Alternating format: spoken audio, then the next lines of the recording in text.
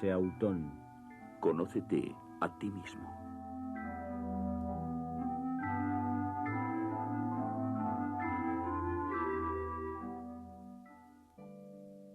El humanismo que impregna la civilización griega no implica en modo alguno una ausencia de religiosidad, pues el hombre griego fue, a su manera, profundamente religioso. La mezcla de diversos cultos y la coexistencia en un mismo lugar de cultos totalmente diferentes hace que sea difícil establecer distinciones claras entre las diversas manifestaciones de la religiosidad de los griegos. De un lado, la religión olímpica, de carácter más bien oficial y colectivo. De otro, las religiones mistéricas, de carácter más bien popular e individual.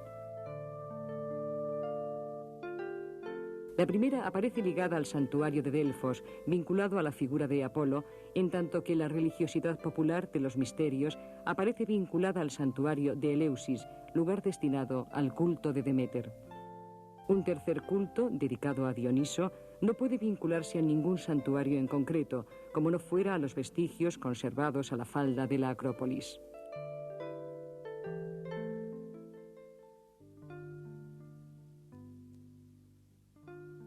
A partir de este punto, el camino que lleva hasta Delfos se va haciendo cada vez más escarpado y más difícil para el caminante. Acerca de Delfos se cuentan muchas leyendas, y más aún acerca del oráculo de Apolo.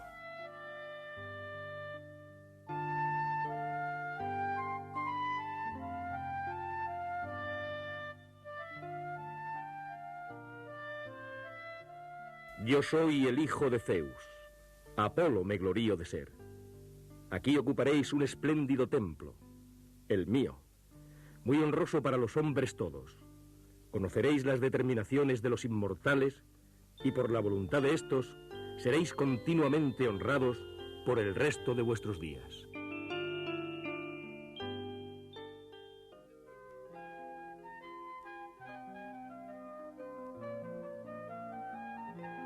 A partir del segundo milenio, cuando la religión olímpica triunfa por toda Grecia, el dios Apolo, que había nacido en la isla de Delos, luego de un recorrido accidentado, llega hasta Delfos, mata con sus flechas a la serpiente Pitoo, que custodiaba un antiguo oráculo de la diosa Ge, la tierra, y ocupa su puesto.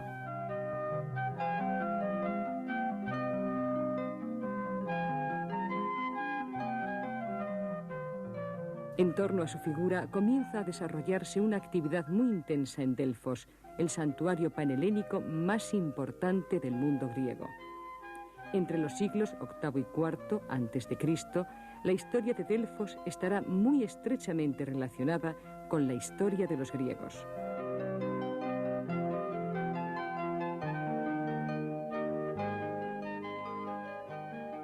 Aquí pienso procurarme un templo hermosísimo, a fin de que sea oráculo para los hombres que por siempre me traerán aquí hecatombes perfectas. A ellos yo podría declararles mi infalible determinación, a todos, vaticinando en el espléndido templo.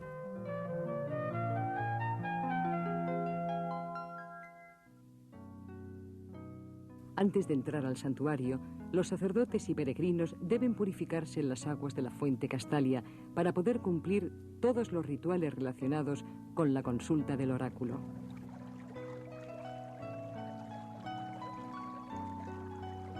Ea, siervos délficos de Febo, sumergíos en las corrientes de plata de Castalia y purificados con sus límpidas gotas, acudid a su templo.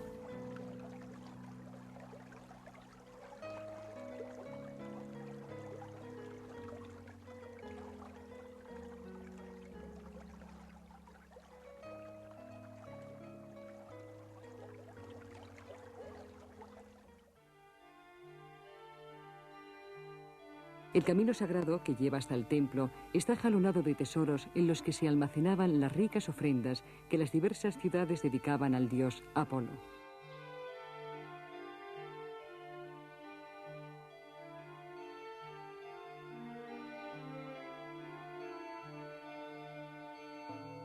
Tal vez los más suntuosos eran el tesoro de los sifnios,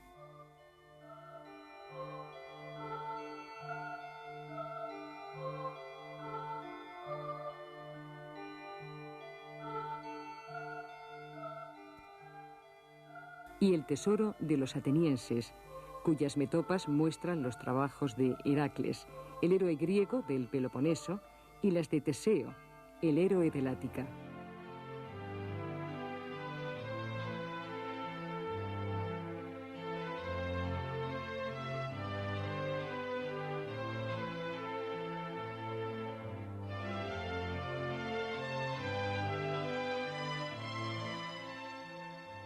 A lo largo del último tramo del camino sagrado se encuentran enclaves, ofrendas y edificaciones de carácter muy diverso. Así, el Buleuterion, donde se reúnen los responsables de la administración y el gobierno del santuario.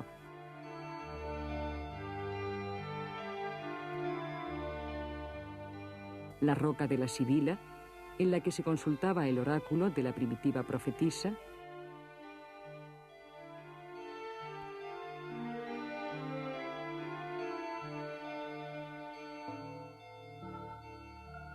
La formidable esfinge de los habitantes de la isla de Naxos.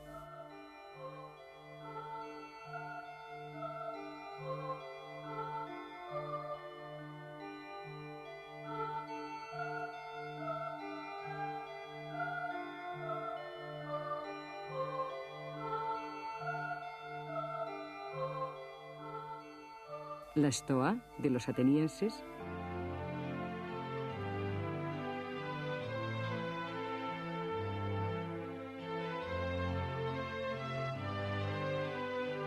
El llamado muro poligonal, especie de archivo con documentos públicos y privados.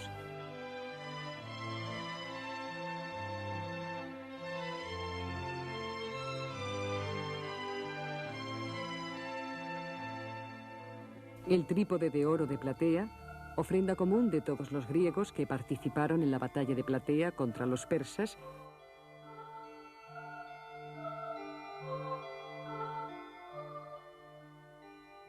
Y el altar de Apolo, que da entrada al templo.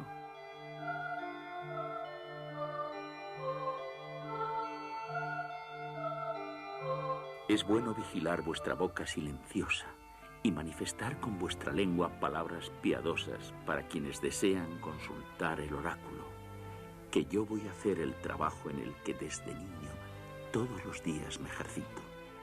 Con ramos de laurel y sagradas guirnaldas voy a limpiar la entrada de Febo y a rociar los suelos con agua.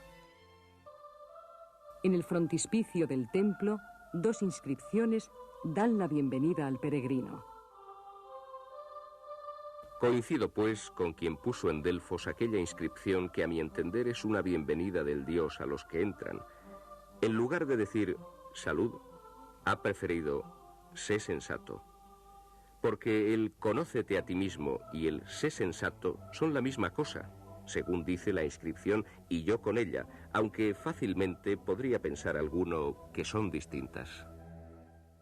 En el interior del templo aparece el Aditon, una cámara subterránea a donde descendían los peregrinos para consultar el oráculo. A su vez, el Aditon se dividía en 2 partes, el Oikos y el Antron. Solamente la Pitia, sacerdotisa de Apolo, tenía acceso a este último lugar.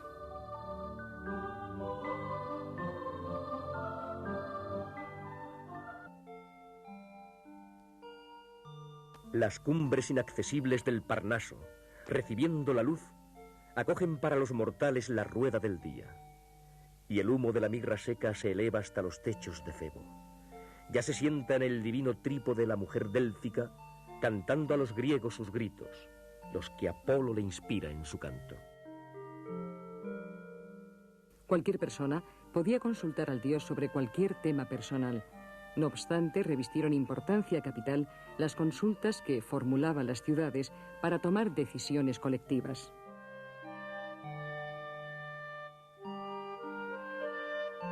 Arcadia me pides, mucho me pides, no os la voy a dar. En Arcadia hay muchos hombres que comen bellotas y que os detendrán, pero yo no os la niego por envidia. Os voy a dar Tegea, para que dancéis con pie festivo y midáis a cordel su hermosa llanura.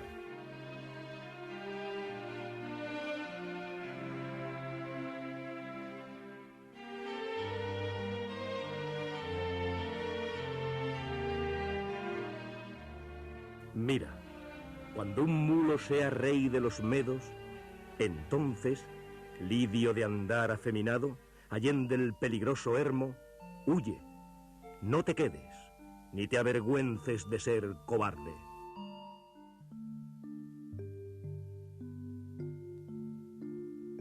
Por encima del templo, e ilustrando perfectamente lo que era un santuario en la antigua Grecia, lo religioso, lo lúdico y lo agonal siempre unidos, quedan restos de un teatro y de un estadio.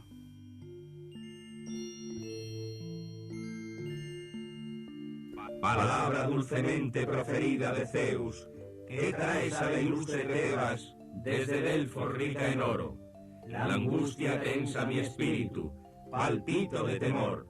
Dios de Delos, que con gritos se invoca, amedrentado me pregunto, ¿qué obligación nueva me impones?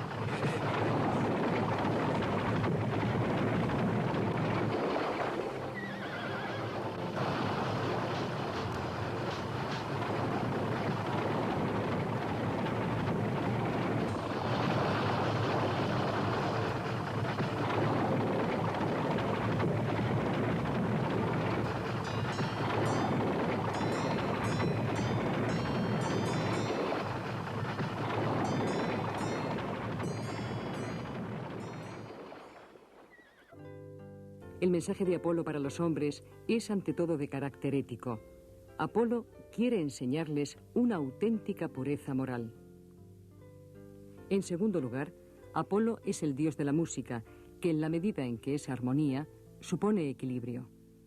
Delfos es también claridad, transparencia y luz. En Delfos reciben también culto otras divinidades. Así Dioniso, una divinidad contrapuesta a Apolo, y Atenea, que recibió culto en un recinto sagrado a las faldas del valle. Apolo quiere enseñar a los hombres un mensaje de tolerancia. El alma griega saca de su estancia en Delfos, de su respeto distante, un mensaje moral de sofrosine, de moderación, de evitar la hibris, la soberbia insolente que puede ser inexorablemente castigada por los dioses. Por una cosa buena, dos sufrimientos dan a los mortales los inmortales. Los insensatos no pueden soportarlo como conviene, pero sí los buenos, que ponen para fuera el lado bueno de las cosas.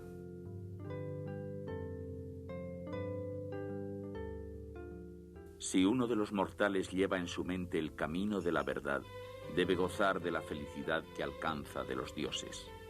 Cada vez soplan distintos los vientos en la altura. La mucha felicidad de los hombres no viene para mucho tiempo, cuando les acompaña con su plenitud. Pequeño entre los pequeños y grande entre los grandes, quiero ser.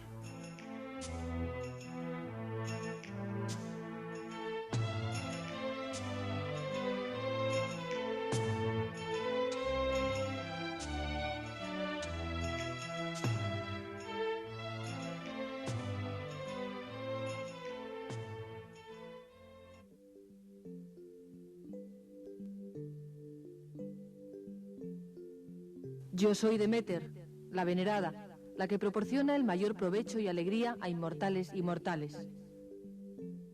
Aquí no hay estadios, ni teatros, ni templos, al estilo de los que pueden verse en otros santuarios de la antigua Grecia.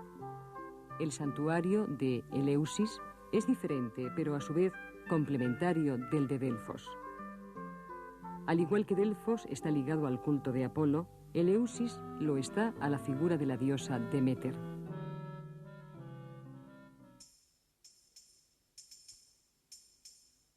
Situado en una llanura del Ática, a orillas del mar, el santuario de Eleusis alcanzó una notable importancia por los rituales que en él se celebraban. Su estructura manifiesta una complejidad menor que los restantes santuarios griegos. Una edificación monumental, los llamados propileos, da acceso al telesterion, auténtico centro de atención del santuario.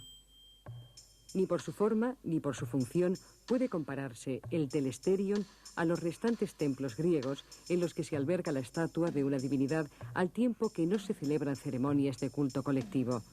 En el Telesterion, por el contrario, se consuman los rituales de iniciación.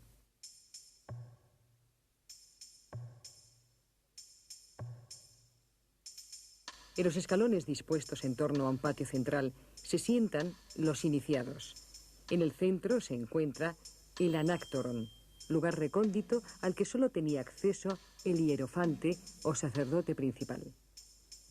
Una especie de abertura en el techo tiene por objeto, posiblemente, facilitar la salida del humo de las antorchas. Es importante el empleo del fuego en estos cultos. El dadujos, o portador de antorchas, es uno de los sacerdotes principales.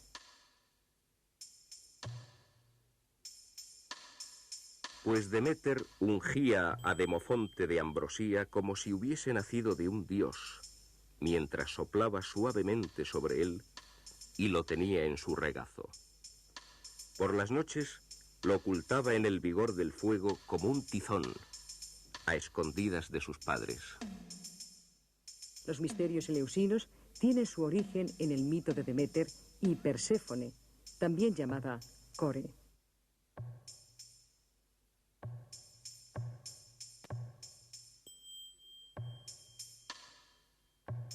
Deméter es acogida en Eleusis tras un largo viaje en busca de su hija Perséfone, también llamada Core, que había sido raptada por Hades.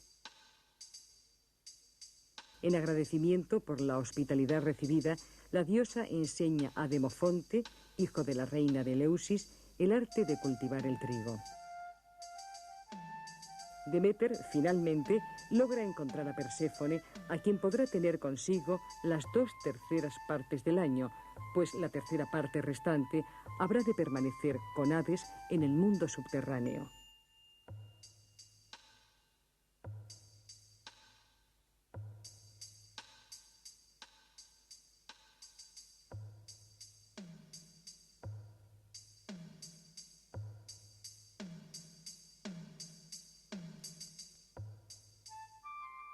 El mito es una alegoría de la vida. Cada año Perséfone desciende y asciende, muere y renace. La tierra está muerta en la estación fría del invierno. Luego renace, produce sus cosechas y vuelve lentamente a agostarse. Madre e hija, el grano antiguo y el grano nuevo, se encuentran al final del mito.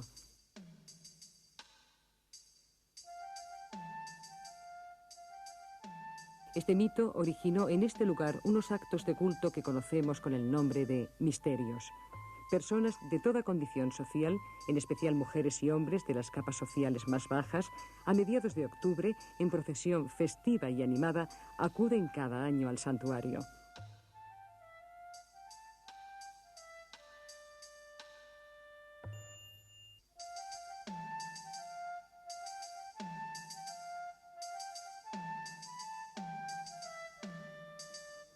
No sabemos con exactitud lo que una vez allí sucedía.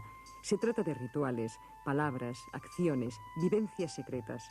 Su divulgación está taxativamente prohibida. En cualquier caso, los mistai, o iniciados tras los rituales, pasan a ser epoptai, esto es, hombres que han puesto sus ojos en algo.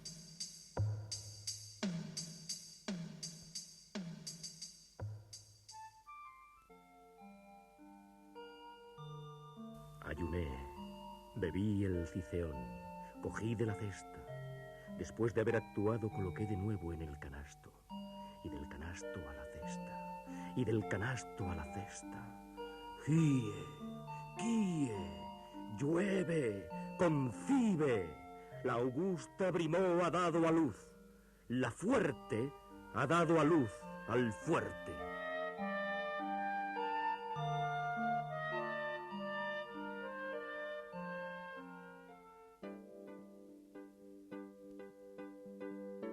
Soy Dioniso, el del bramido poderoso. La madre que me engendró fue la Cadmea Sémele, tras haberse unido en amor a Zeus. En el santuario situado en la ladera meridional de la Acrópolis, la ciudad de Atenas celebraba anualmente una serie de festivales dramáticos en honor de Dioniso.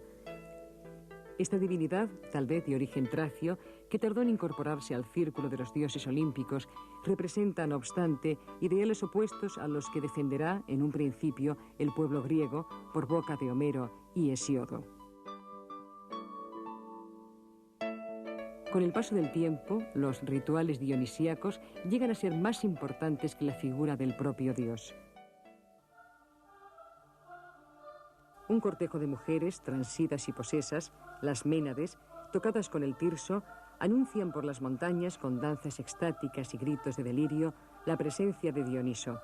El dios, por medio del entusiasmos y la manía, penetra en sus fieles adoradores que castigarán implacable y cruelmente a quienes pongan en entredicho su rango divino. Se producirá, en cualquier caso, una unión mística, una auténtica comunión, una experiencia religiosa de tipo catártico que no pueden brindar los cultos oficiales de la polis, pues Dioniso, pese a la institucionalización urbana de sus fiestas, no llegó a perder su carácter de divinidad agraria y campesina.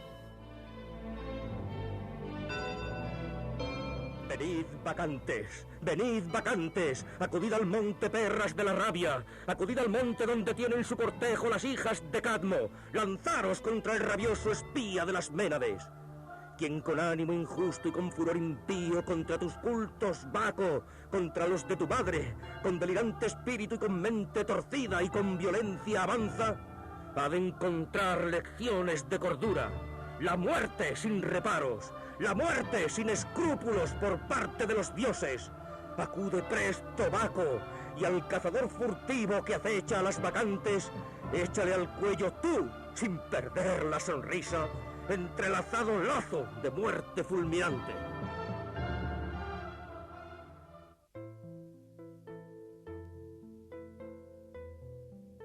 Los tres santuarios, el de Deméter, en Eleusis, el de Apolo, en Delfos, y el de Dioniso, en Atenas, tienen, por diversas razones, resonancias panhelénicas. Pero mientras en Eleusis y en Atenas prima la religiosidad del individuo, Delfos nos habla, con sus tesoros y ofrendas colectivas, de una religiosidad de la polis. Si no tan claramente como en el caso de Dioniso, en Eleusis, pese al misterio, parece que estamos más ante una religión del acercamiento y de la unión. Apolo es, en cierto modo, el dios en la distancia.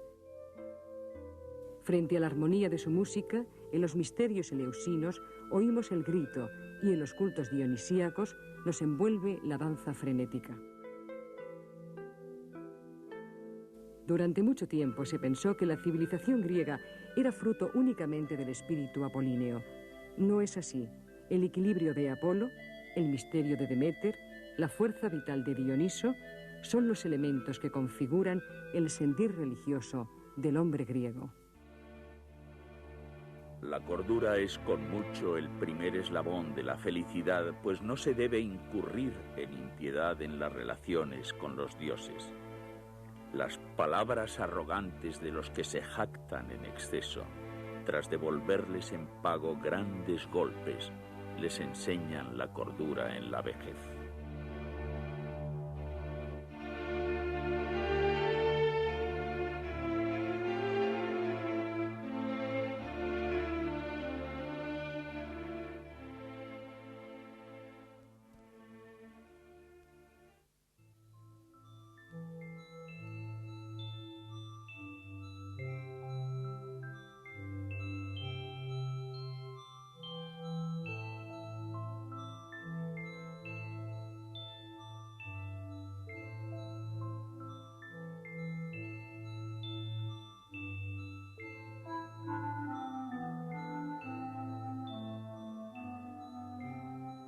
Aneumentraxeos, ucan genoito tragodía.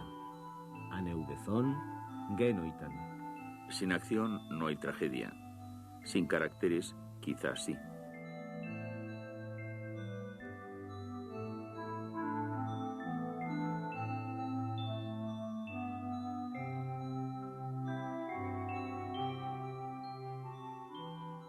Junto con la filosofía, el teatro es tal vez el legado más importante, más rico y más valioso de Grecia al mundo occidental. La bibliografía sobre el teatro griego es abundante, pero está muy descompensada. Existen muchos trabajos destinados a estudiar los orígenes, los temas y los autores, y en cambio se ha escrito bastante menos sobre las representaciones, es decir, sobre la escena y los actores. La representación teatral se enmarca en un contexto festivo y religioso, pues ningún teatro aparece aislado o desligado de un santuario.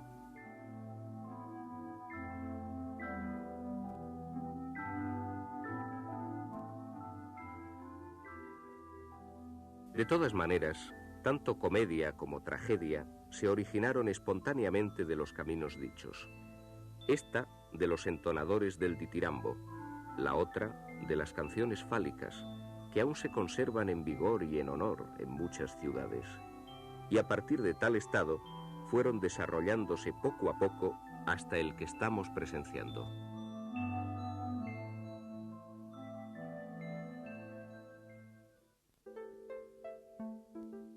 Todos los teatros griegos tienen una estructura similar. El mejor conservado es, sin duda, el teatro de Epidauro, en el santuario de Asclepio. El graderío, con capacidad para 14.000 espectadores, tiene un pasillo, o diásoma, que lo divide en dos partes. Cavea alta, con 24 filas de escaleras, y cavea baja, con 12 filas de escaleras.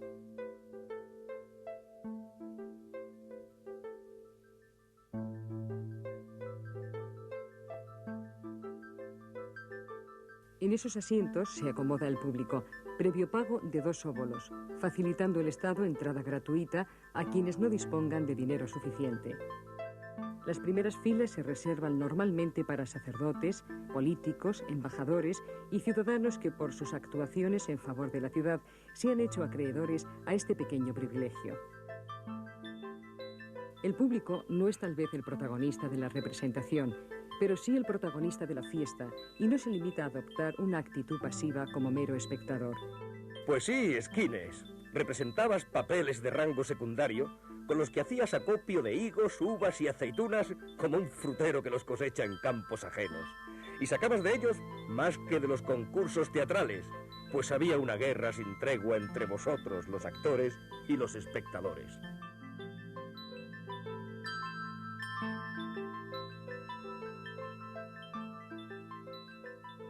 Un espacio circular de 10 metros de diámetro sobre una superficie de tierra batida recibe el nombre de orquestra, en sentido literal, espacio para bailar.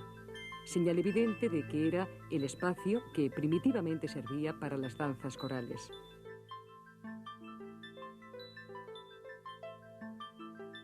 En el centro hay un platillo en el que posiblemente estuviera asentado un pequeño altar, el altar de Dioniso.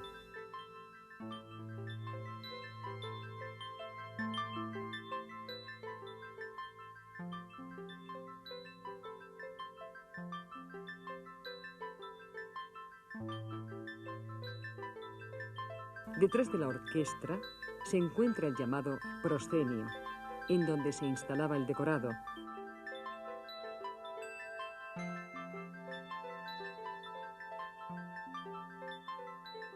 Y detrás, la esquené, originalmente el tenderete que servía de camerino a los actores. A ambos lados, unas columnatas parecen cerrar el teatro por los laterales. Esos laterales son los parodoi, rampas de acceso de los 2 semicoros a la orquestra.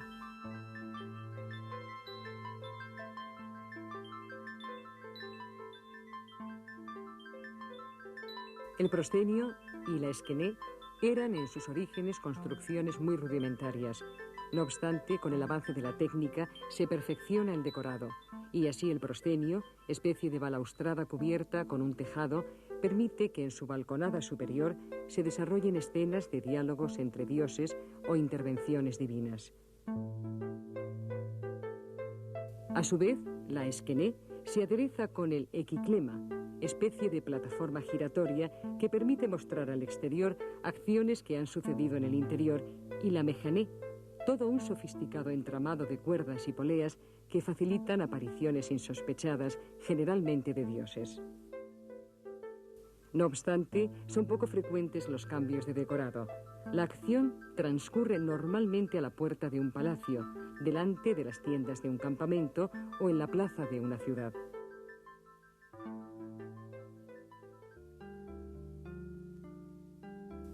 Para llevar a cabo la representación es necesario que un ciudadano acomodado, el corego, corra con los gastos que de ella se derivan.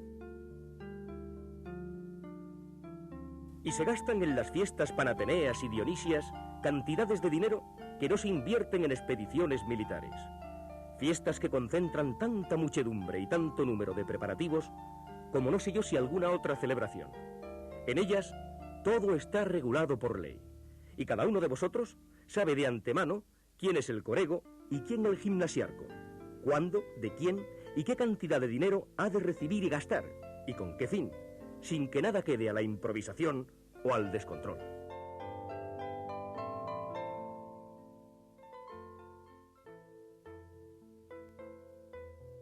Tres son los elementos que hacen de la representación de una tragedia o comedia griega una obra diferente. La presencia de pasajes cantados que alternan con otros recitados, el empleo de la máscara y del coturno, y la presencia activa y sistemática del coro.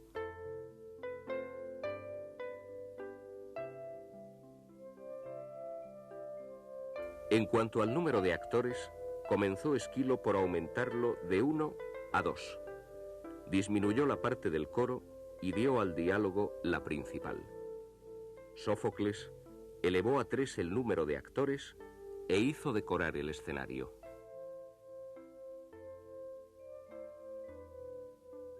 No son abundantes los datos de que se dispone acerca de la música griega. Se reducen al conocimiento de los llamados nomoi, o modos de ejecución, y el de los instrumentos con los que se interpretaban las diversas melodías que acompañaban al canto. Por el contrario, los sistemas de versificación y la métrica no son bien conocidos. Todo ello permite afirmar que una parte importante de los pasajes de una tragedia o comedia eran cantados bien por el coro, bien por un actor solista.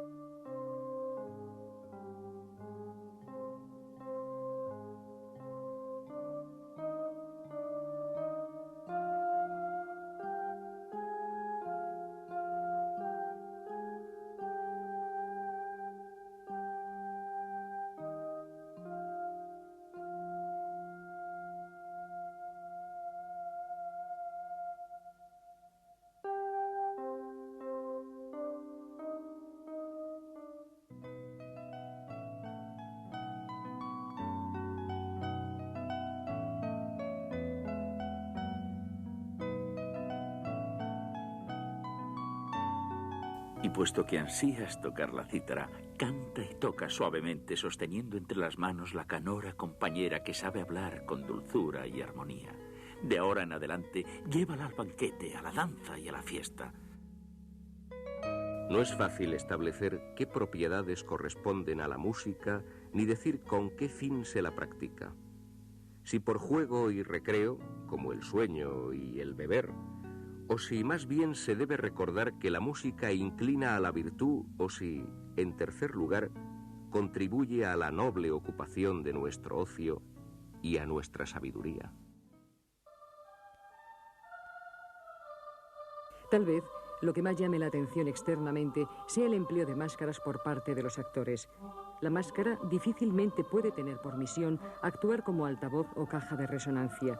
Las excepcionales condiciones acústicas de los teatros griegos hacen innecesario el empleo de supuestos altavoces. Las máscaras griegas son muy variadas y se construyen con materiales muy diversos. Los coturnos, por su parte, son una especie de bota de media caña con tacón alto que tienen por objeto elevar la imagen del actor y permitir que el público pueda verle con mayor detalle. Existen máscaras trágicas y cómicas de varios tipos, así las de ancianos, las de hombres jóvenes, las máscaras de los servidores, las de las mujeres, desde las ancianas hasta las jóvenes o las servidoras, y otras más concretas, por ejemplo, la de Argos con muchos ojos, la de Aquiles sin cabellera por Patroclo, la justicia, la muerte, y también máscaras de sátiros, el barbudo, el imberbe y la de Paposileno. El coro es sin duda el personaje más antiguo y representativo del teatro griego. Los actores han surgido de él. No ha sido el coro el que se ha añadido como una especie de complemento al quehacer de los actores. 50 miembros compusieron al parecer los primitivos coros, que luego quedaron reducidos a 24 y en época más tardía, parece ser, a 12. Además, es preciso considerar al coro como si fuera uno de los actores, parte del todo y colaborador en la acción, y no hacer como Eurípides, sino como Sófocles. El coro aparece extendido siempre en 2 semicoros. A su frente, su director o jefe, el corifeo. El coro es un personaje colectivo, con personalidad propia, que en los últimos tiempos de la época clásica va perdiendo importancia. El coro de la tragedia, ante todo, canta. El de la comedia, además, danza. El coro de la tragedia es más bien estático, el de la comedia, dinámico. El coro contribuye además a crear un cierto decorado y un cierto clima en la representación. Sus intervenciones tienen 3 momentos bien marcados. Párodos, entrada en procesión, solemne en la tragedia, alegre en la comedia. Guardad silencio, guardad silencio, vosotros que habitáis la doble roca que cierra el ponte Eusino. Hija de Leto, Dictina Montaraz, a tu patio, a tu templo con porche y cornisa de oro encamino mi pie consagrado de virgen. Ahora que ya he dejado las torres de Grecia de hermosos potros, y sus muros, y Europa de huertos arbolados, sede de mi casa paterna. Ya he llegado. ¿Qué hay de nuevo?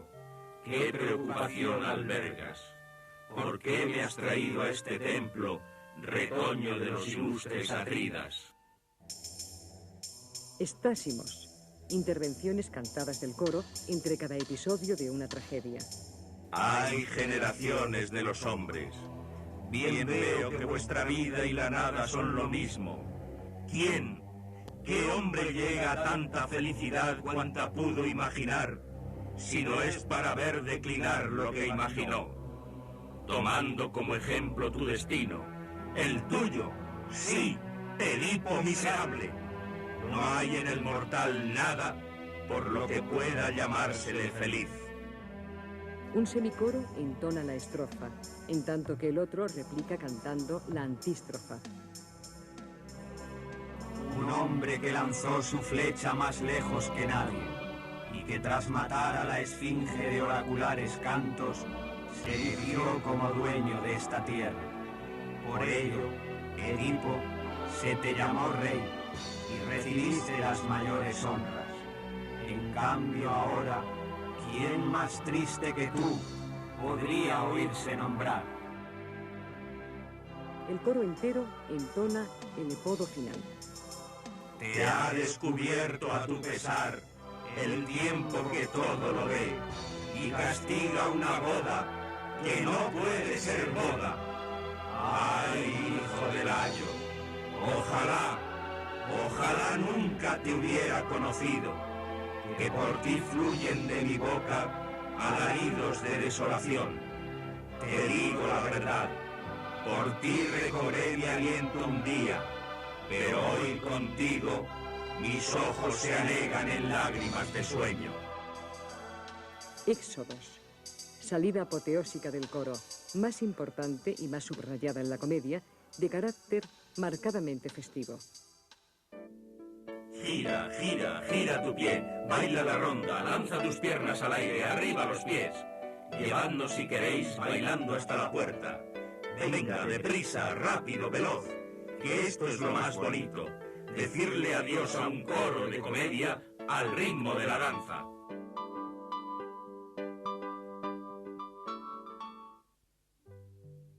Al término de la representación dramática, el jurado emite su veredicto. El autor premiado recibe una corona de hiedra y el corego un trípode de bronce que normalmente erige sobre un basamento.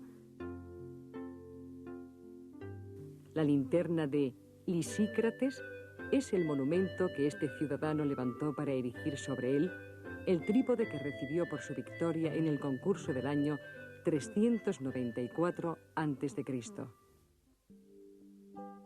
Espectadores, voy a deciros francamente la verdad. Lo juro por Baco, de quien soy discípulo. Creyéndoos personas de buen gusto, sometí a vuestra aprobación esta comedia, la mejor de las mías, trabajada con exquisito esmero, yo que procuro no engañaros y estoy constantemente inventando comedias nuevas que no se parecen entre sí, y son todas bellas e ingeniosas. Pues bien, a pesar de mi arte, fui vencido en el certamen por rivales ineptos. Por eso me quejo de vosotros, ilustres jueces, a quienes dediqué mis trabajos. Si no obstante, os deleitáis con mi persona y con mis ocurrencias, seréis tenidos por gente de buen gusto por las generaciones venideras.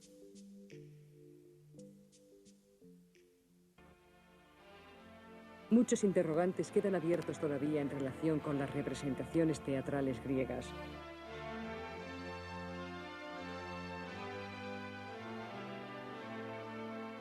No puede afirmarse de un modo rotundo que todos los personajes femeninos fueran representados por actores varones.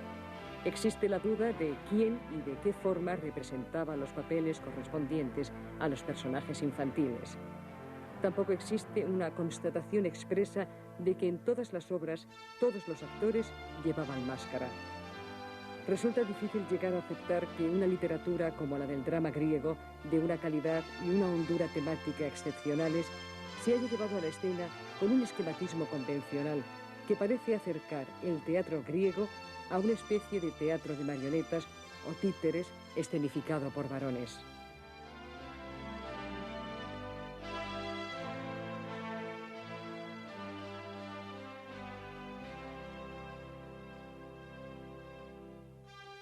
Como quiera que haya sido, la tragedia y la comedia griegas siguen estando vivas y su mensaje sigue resonando con claridad, pues en su esencia, al igual que en la de todas las manifestaciones de la civilización griega, está el hombre, con los problemas que se derivan de su propia existencia.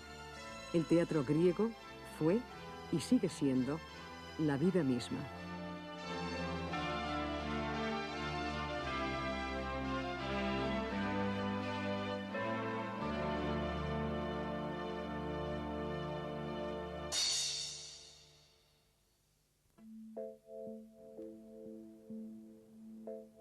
El hombre que surca la mar espumosa a impulsos del viento. El hombre que esquilma la tierra incansable a golpes de arado. El hombre que atrapa las aves aladas, las bestias salvajes, los peces del mar con sus mallas y redes. Con la inteligencia somete a las fieras del monte, al caballo de crines y al toro campero que dócil acepta su yugo. En su propio provecho ha logrado aprender la palabra, raciocinio veloz como el viento y el afán de regir las ciudades. El hombre que es capaz de resistir lo de ayer, lo de hoy, lo de mañana. Solo la muerte no ha conseguido evitar por más que se defienda de las enfermedades. El hombre que posee hasta límites extremos poderes y recursos, hoy los emplea bien, mañana mal, y transgrede las leyes de la patria y el sagrado juramento de los dioses.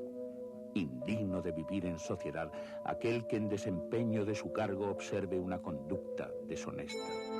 Jamás será mi huésped ni mi amigo, que se quede sin casa y sin ciudad.